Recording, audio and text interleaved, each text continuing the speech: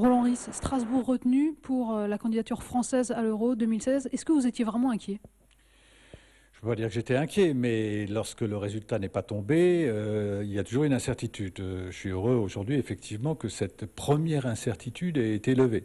Mais il ne s'agit que d'une étape. Et je serais tenté de dire d'une demi-étape. Nous sommes encore dans la partie française de la compétition.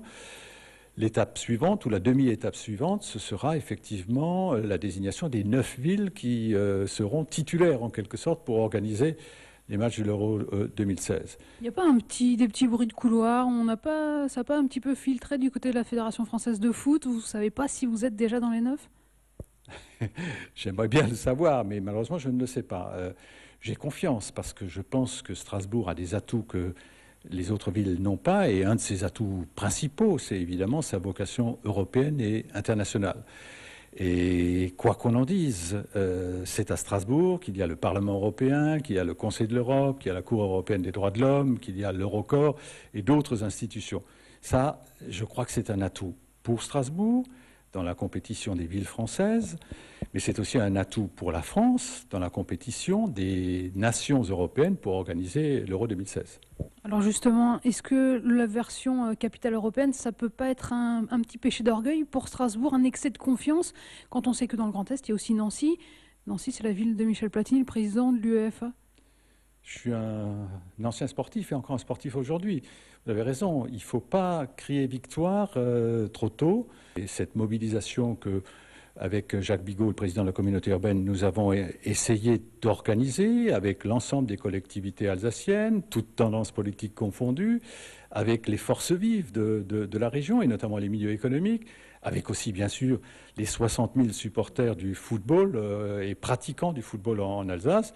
Je pense qu'on a fait un bon travail, on va le continuer. Qu'est-ce qu'il faudra faire, Roland Ris, concrètement pour la ville, pour être dans la shortlist en fin d'année publiée par la Fédération française et être dans les 9 villes retenues sur les 12? Je pense qu'il faut continuer, tout simplement. Il faut continuer à faire pression, à montrer notre volonté d'être ville organisatrice, montrer notre mobilisation et affirmer clairement que nous sommes prêts à investir quand même lourdement pour que ce stade soit aux normes UEFA, qu'il permette donc d'organiser les matchs de 2016, d'autres matchs par la suite, et puis d'autres compétitions sportives, ou pourquoi pas des grands concerts aussi. Il ne faudrait pas que le stade de la Méno soit occupé simplement 25 soirées par an. Il faudrait qu'il vive 365 soirs ou 365 jours par an.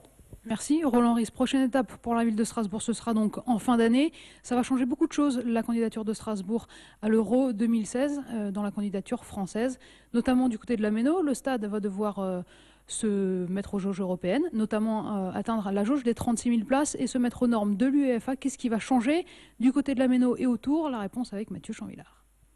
La Méno, aujourd'hui, c'est ça. Un stade de 26 000 places, reconstruit il y a 25 ans pour le championnat d'Europe de 1984. La Méno de demain, ça pourrait être ça, un stade tout neuf de 36 000 places, tout assises. Entre les deux, 3 conditions. Que Strasbourg soit définitivement retenu dans la candidature française, que la France organise l'Euro 2016 et trouver 150 millions d'euros. Pour le stade proprement dit, le chantier s'annonce d'ampleur.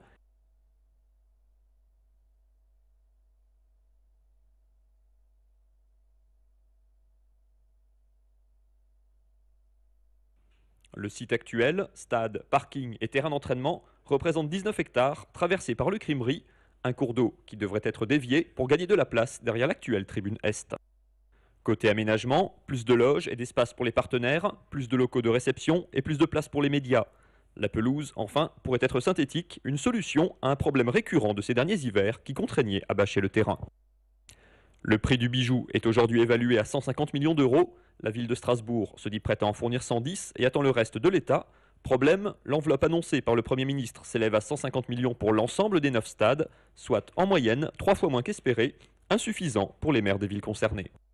Je vous rappelle l'échéancier pour Strasbourg et la candidature française à l'Euro 2016. La fin de cette année 2009 où la Fédération française de football donnera le nom des 9 villes retenues pour accueillir les matchs de l'Euro 2016. Ensuite, le 15 février, la France dépose son dossier au sein de l'UEFA. Et enfin, le 27 mai prochain, l'UEFA choisira le pays hôte de l'Euro 2016. On en reparlera donc sur Alsace 20. Moi, je vous propose tout de suite de retrouver la météo et ensuite vous retrouvez Philippe Trebiatowski avec un champion alsacien, c'est Sébastien Loeb.